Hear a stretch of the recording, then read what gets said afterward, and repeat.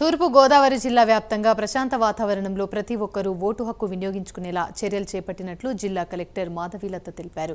ఇందుకోసం జిల్లా వ్యాప్తంగా 1577 పోలింగ్ కేంద్రాలను ఏర్పాటు చేశామన్నారు. 9 కంపెనీల పారా మిలిటరీ బలగాలను పంపించాల్సిందిగా కేంద్ర ఎన్నికల కమిషన్కు సిఫార్సు చేశామని అంటున్న కలెక్టర్ మాధవీలతతో మా ప్రతినిధి అంజుబాబు ఫేస్ టు ఫేస్.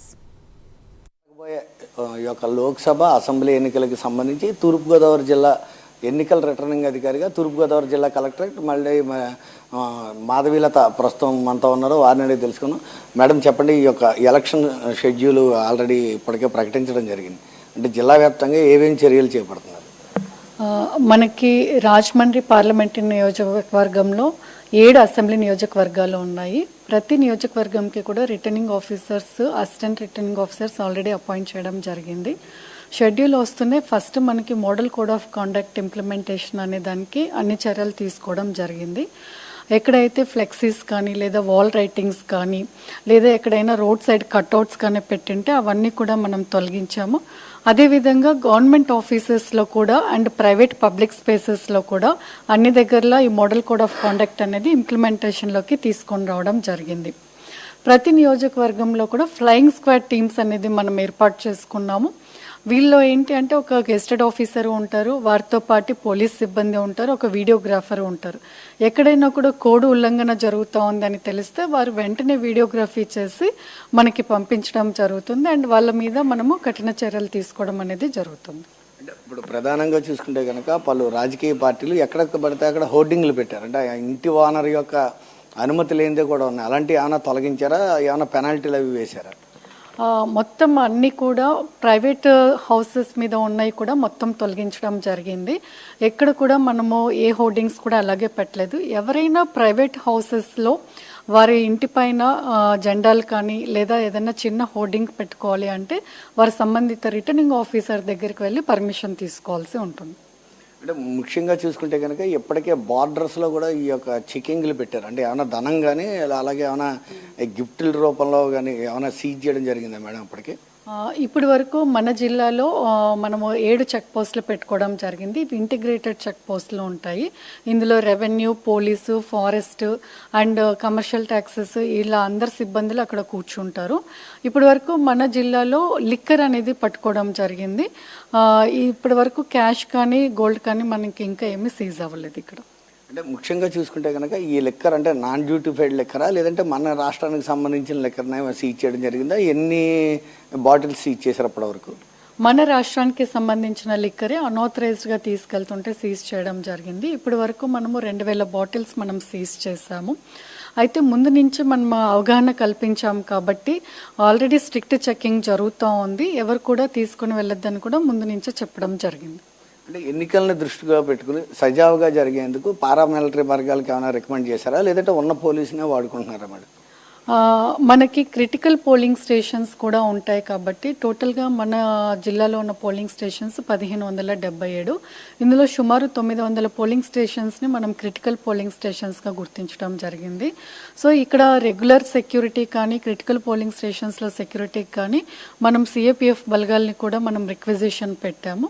మన డిస్ట్రిక్ట్లో ఉన్న పోలీస్తో పాటు వారిని సర్వీసెస్ కూడా యూటిలైజ్ చేసుకోవడం జరుగుతుందండి. అంటే ప్రధానంగా సెన్సిటివ్, హైపర్ సెన్సిటివ్ అంటే ప్రతి ఎన్నికల్లోనూ కూడా ఈ రెండింటిని కూడా గుర్తించడం జరుగుతుంది. అలాంటివి ఏమైనా హైపర్ సెన్సిటివ్ ఎన్ని గుర్తించారు, సెన్సిటివ్ ఎన్ని గుర్తించారు మేడం? వాటికి ఏమైనా అదనపు చర్యలు ఏమైనా చేపడుతున్నారా?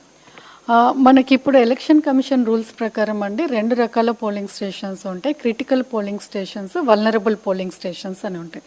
వల్నరబుల్ అంటే ఒక దగ్గర ఎవరైనా ఒక ఓటర్ని ఇన్ఫ్లుయెన్స్ చేస్తున్నాడు అంటే వాళ్ళని భయభ్రాంతులకి గురి చేస్తున్నాడో ఓటు వేయకుండా అనేది మనం గుర్తిస్తాము.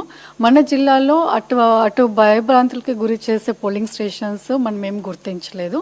సమస్యాత్మక పోలింగ్ స్టేషన్స్ కొన్ని ఉంటాయి. అంటే క్రిటికల్ పోలింగ్ స్టేషన్స్ అంటే ఎక్కడైతే పాత పోల్ రిపోర్ట్ని తీసుకుంటాం, ఏదైనా కేసెస్ నమోదయ్యాయా లేదా అక్కడ ఏదన్నా ఓటింగ్ పర్సంటేజ్ ఎక్కువ జరిగిందా లేదా మరీ తక్కువ జరిగిందా లేదా ఒకే క్యాండిడేట్కి ఎక్కువ ఓట్లు రావడం జరిగిందా అనేది పాత పోల్ రిపోర్ట్ తీసుకుంటాము. అదేవిధంగా గత 5 సంవత్సరాల్లో అక్కడ జరిగిన లా అండ్ ఆర్డర్ సిచ్యువేషన్ని కూడా అనాలిసిస్ చేసుకుంటూ మన జిల్లాలో 902 పోలింగ్ స్టేషన్స్ని మనం క్రిటికల్ పోలింగ్ స్టేషన్స్గా మనం గుర్తించాం. ఈ 902 పోలింగ్ స్టేషన్స్కి కూడా మైక్రో అబ్జర్వర్స్ని అపాయింట్ చేయడం జరుగుతుంది, వెబ్కాస్టింగ్ చేయడం జరుగుతుంది, అక్కడ అదనపు పోలీస్ సెక్యూరిటీని కూడా పెట్టడం జరుగుతుంది. ముఖ్యంగా చూసుకుంటే కనుక అధికార పార్టీకి చెందిన నాయకులు వాలంటీర్లని బెదిరిస్తున్నారు, అలాగే వాళ్ళతో మీటింగులు క్యాంపెయినింగ్ చేస్తున్నారని చెప్పి టీడీపీకి చెందిన వ్యక్తులు, జనసేన వ్యక్తులు కూడా ఫిర్యాదు చేయడం జరిగిందన్నారు. ఏమైనా వాలంటీర్ల మీద చర్యలు ఏమైనా తీసుకున్నారు? మోడల్ కోడ్ ఆఫ్ కాండక్ట్ ఇంప్లిమెంటేషన్కి వచ్చిన తర్వాత ఏ గవర్నమెంట్ అధికారి కూడా మనకి పొలిటికల్ వాళ్ళతో పాటు ఎటువంటి క్యాంపెయినింగ్లో కానీ రాజకీయాలకి సంబంధించిన ఎటువంటి యాక్టివిటీస్లో కూడా పార్టిసిపేట్ చేయడానికి లేదు.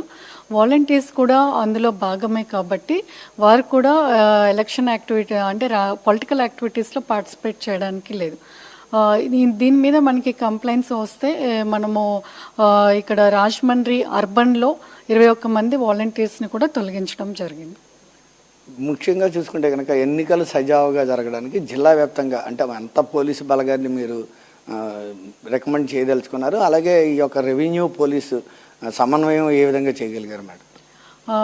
మనకి ఈ సమస్యాత్మక పోలింగ్ స్టేషన్స్ కానీ లేదా మోడల్ కోడ్ ఆఫ్ కాండక్ట్ని ఇంప్లిమెంటేషన్కి కానీ అదేవిధంగా పోస్టల్ బ్యాలెట్స్ అనేది కూడా మనం చర్యలు చేపడతాం. సో డిఫరెంట్ యాక్టివిటీస్ ఆఫ్ ఎలక్షన్స్కి మనకి కౌంటింగ్ డే వరకు కూడా సెక్యూరిటీ చాలా ఇంపార్టెంట్ కాబట్టి ఎస్పీ గారితో డిస్కస్ చేసి మనము 9 కంపెనీస్కి రిక్విజిషన్ పెట్టడం జరిగింది.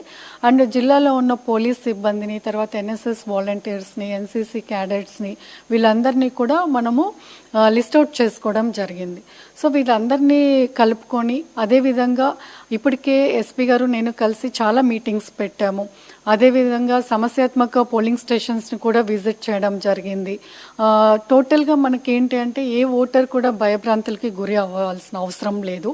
ఇక్కడ మన రాజమండ్రి జిల్లాలో ఫ్రీ అండ్ ఫెయిర్ మేనర్లో ఎలక్షన్స్ జరుగుతాయి. ప్రతి ఓటర్ కూడా నిర్భయంగా వారి ఓటు హక్కును వినియోగించుకోవచ్చని ఎస్పీ గారు నేను ఆల్రెడీ ఇప్పటికే అన్ని చర్యలు తీసుకోవడం జరిగింది. ఇది ప్రధానంగా చూసుకుంటే కనుక తూర్పుగోదావరి జిల్లా వ్యాప్తంగా ప్రశాంత వాతావరణంలో ప్రతి ఓటరు కూడా తన ఓటు హక్కుని నిర్భయంగా వచ్చి వినియోగించుకునే విధంగా అన్ని రకాల చర్యలు చేపడుతున్నామని, అలాగే ఈ యొక్క 9 కంపెనీలకు చెందినటువంటి పారామిలిటరీ బలగాలను కూడా ఇమ్మనమని ఎన్నికల కమిషన్కి ఆల్రెడీ విశదీకరించడం జరిగిందని కూడా చెప్పడం జరుగుతుంది. మరో పక్కన చూసుకుంటే కనుక ఎటువంటి అవాంఛనీయ సంఘటనలు జరగకుండా లోకల్ పోలీస్తో పాటు అటు పారామిలిటరీ బలగాలు, అలాగే వెబ్కాస్టింగ్ యూనిట్లు, అలాగే ఫ్లయింగ్ స్క్వాడ్లు అన్ని రకాల చర్యలు చేపట్టి కట్టుదిట్టమైన వాతావరణంలో ఎన్నికలను సజావుగా నిర్వహించేందుకైతే అన్ని రకాల చర్యలు